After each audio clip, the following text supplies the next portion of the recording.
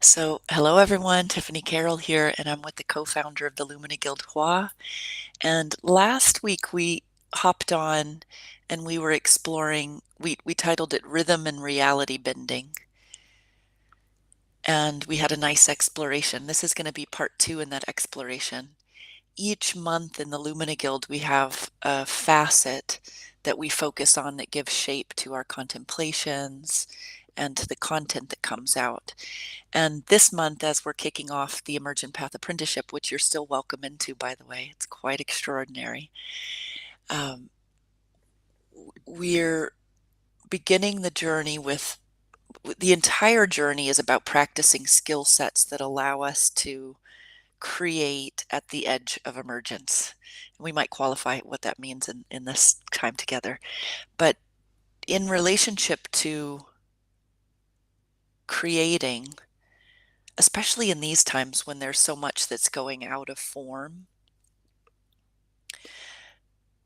being able to slow down, open up space, listen to what's there,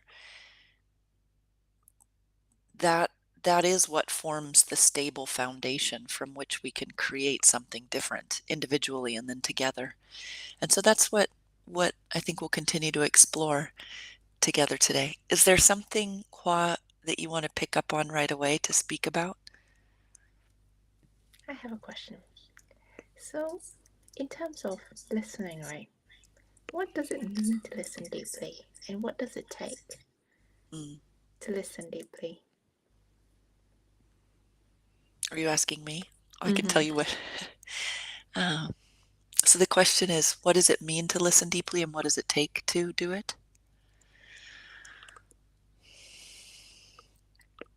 I think I'm going to speak from my own experience.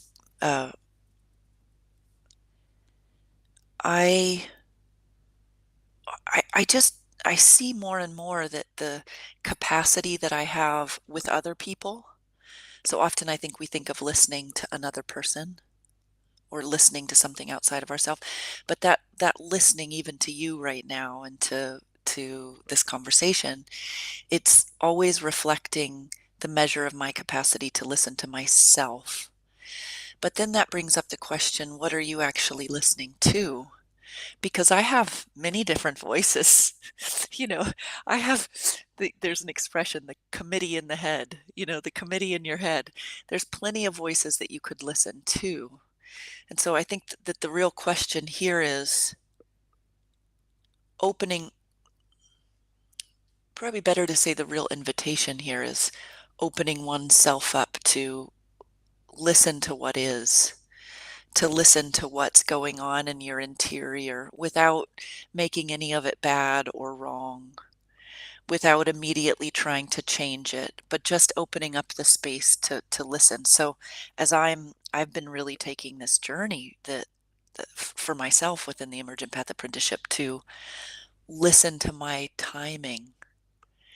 And so I'll give one concrete example and then pass it over to you because I'd love to hear what you say. But I've been an entrepreneur since I mean, honestly, if I took it back to my original entrepreneurial endeavor, it's since I was 8 or 9 years old when I first started selling the peaches off our tree. And then I was self-supporting myself financially starting at 15. And I merged the um, my productivity and my capacity to create and sell to my livelihood and to my survival. So I'm used to listening to the part of me that says, get busy, do this, do that, do this, do that, and that is somehow measuring my success or my worth in connection to what I'm doing, how much I'm doing, how good of a job I'm doing. So now for me right now, this listening is slowing down enough to actually feel what it is that I truly want. And that's how I'm experiencing listening now. So the how is I'm slowing down and I get very curious so that I can receive without judgment what's actually happening and then feel for what my preferences are. Like, do I actually like this schedule or is it just something that I think I have to do? like this.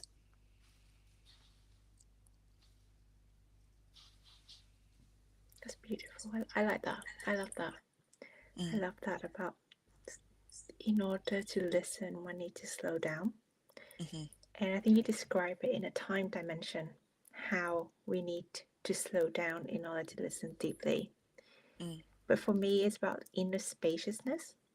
mm, When my head is too busy, I don't know what voice to listen to.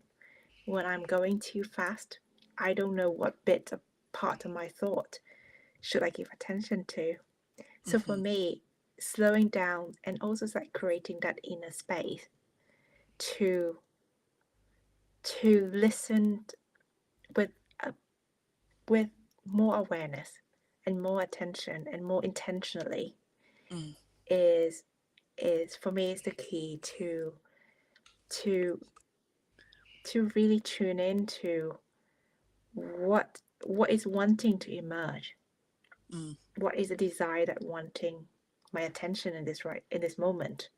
mm, And so I think time, like slowing down, creating that inner space, are so important to really listen as part of this creative emergence. Because I think for a while, I know that I knew I was a creative being, but every single time I sit down to create something, I get super fidgety. mm, Like there's that like discomfort of like I need to get up, I need to get a drink, I need to distract myself somehow. I couldn't sit and feel and allow myself to feel the safety to listen inward.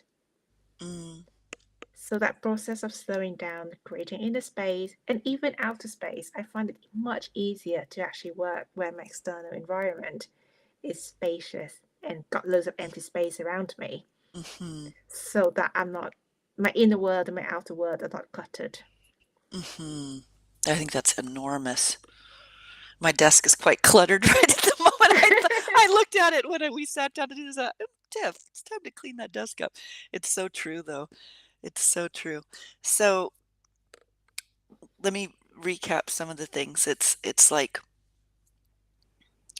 our capacity to outer listen reflects our capacity to inner listen. There's a lot of things that you can inner listen to. And so the question is, what are you listening to? And if you're so sped up and in, as we say in nervous system speak, fight or flight mode, it's very hard to listen to anything other than the vo- the voices of fear, actually, that are sort of propelling you forward. And so creating space, and one of the ways that you can create space is by decluttering, but also by meditating, by going into flow states of some kind where you sort of you lose your mind, and you can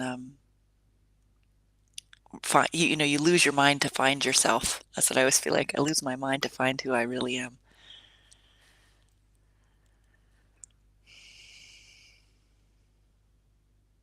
What do you feel is,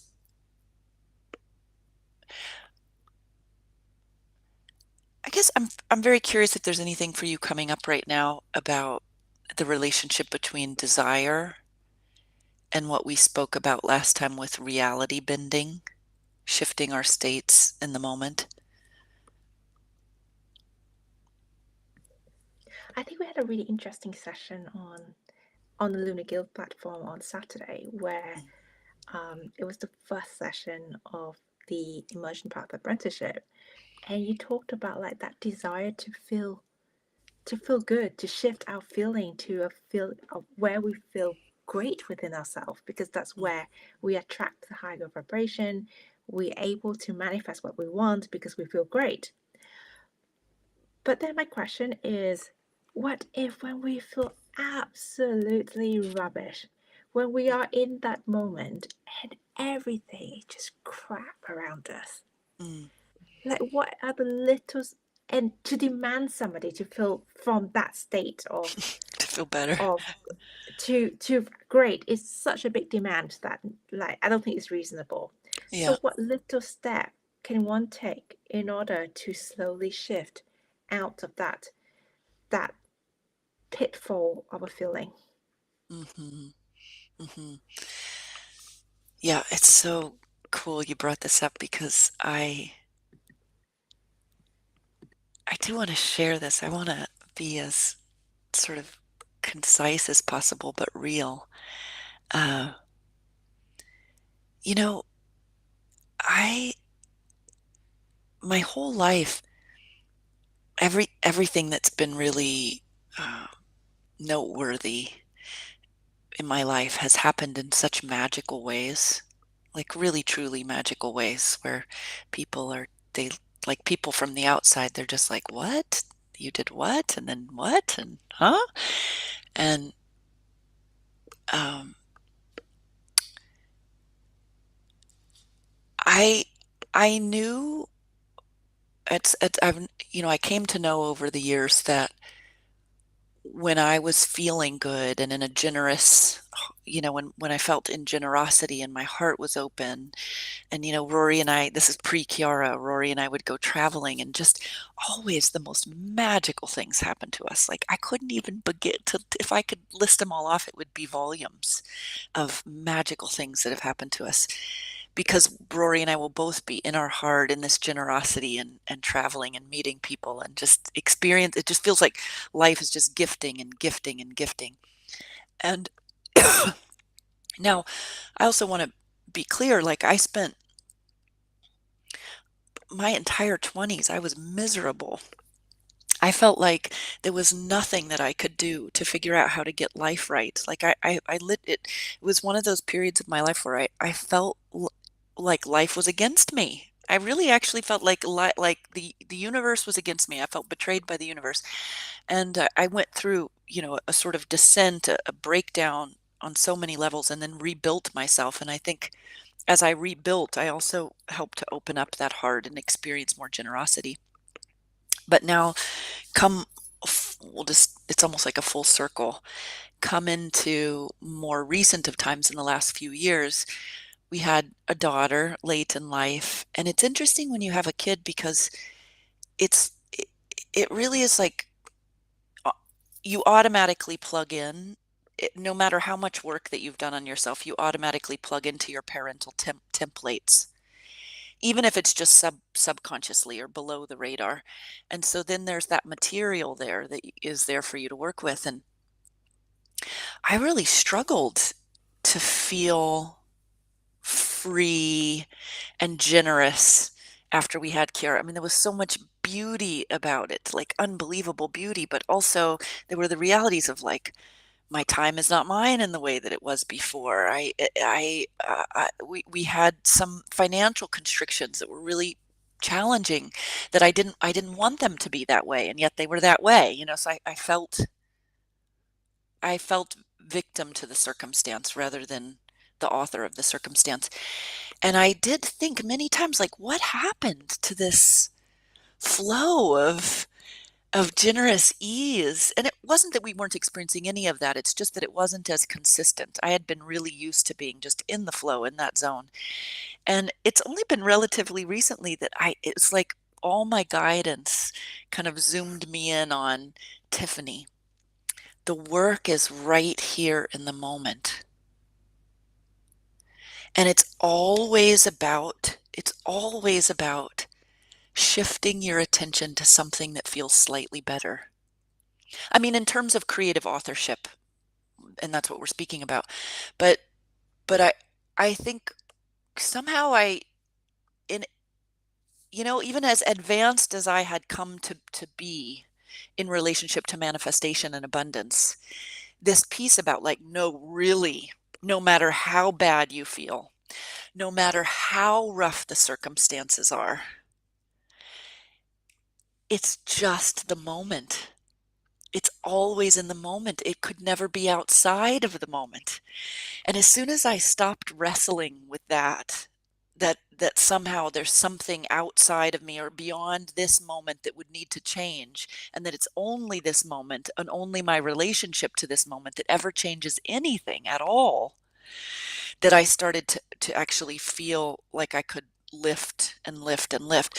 But I think this thing about I do love the work of um, Abraham, which comes through Esther Hicks in regards to the emotional scale, because they say so clearly, like, you can't expect to go from anger to bliss that's an illogical leap. You have to move yourself up the emotional scale. So whatever that is for a person, if somebody's feeling really, really helpless and victimized, then maybe the next best thing is for them to feel angry and revengeful.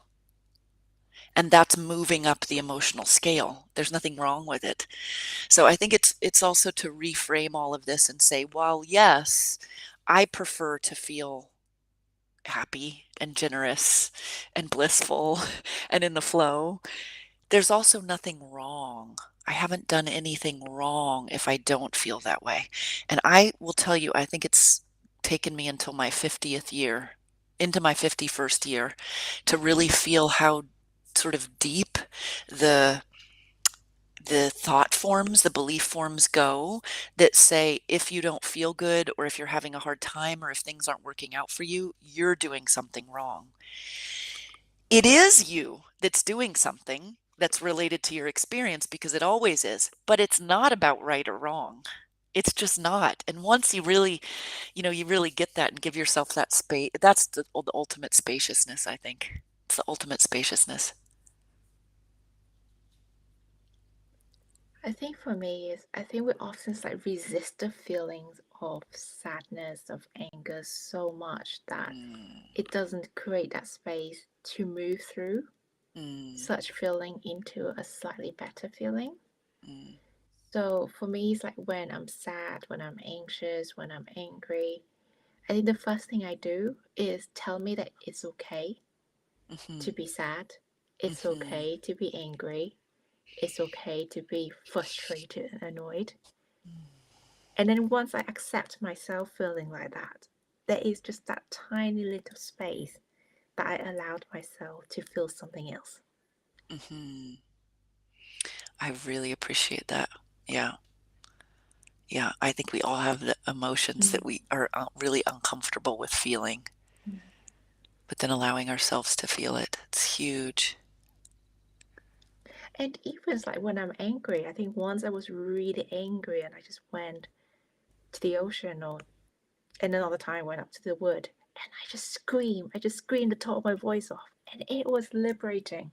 It was Mhm, absolutely liberating. It was acknowledging my anger. It was mm, releasing of that energy that I mm, had in my body. I think mm, if I keep sitting there suppressing, I think that anger would just manifest into something physical in my body. mhm, mhm. But just allowing that energy to move through is um, is part of processing and It is shifting. part of the processing. Yeah. And especially if, uh, and I know we'll come into summary mode because you and I have another meeting in 2 minutes. Uh, what was I going to say? Oh, that it, allowing the energy of the emotion to move without personalizing it is Mm, really important. And the other yes. thing that I want to say is that we're in, at least in this hemisphere of the world, we're in springtime, and springtime anger energy tends to come up just like the plants come up in the spring: frustration, irritation, impatience, anger. And so it's really important this time of year to let that kind of energy move and like to move your body, to get in nature, to work with blue tansy like we're working with right now on the Lumina Guild, because all of these things will help move that whatever has been stuck or suppressed or held down. It'll help move it out. And oftentimes people, when they're moving anger energy, they might flop into grief. They tend to Mm, um, flip flop into each other. And so just knowing, like, okay, acknowledge it, be there, and then when you're ready, you can shift. You can mm, shift. And there's nothing wrong if you don't. Even if you stayed, I'll say this last thing. I was talking to a client, I think last night, and she said something about, she was having a hard time. And she said something about feeling depressed and, about repeating this kind of pattern. And I just said to her, I said, you know how often I get depressed? I mean, these days, like going through my menopausal stuff, like probably at least a day a week, I just slump into this, like, I don't really want to do anything and I want to stay in mm. bed. But it's only been relatively recently that I decided not to make a problem out of it. Because when I make a problem out of it, everything gets worse, worse, worse. So let's end on the note of saying everybody has the right to be exactly where they are. And you can't be anywhere other than exactly where you are. And from where you are, that's where your authorship begins. From the acknowledgement of where you are is where the potential for authorship begins. And this is what we do together in Lumina Guild. Mm, that's Anything beautiful. else? Mm, Well, the Immersion Path apprenticeship is just starting.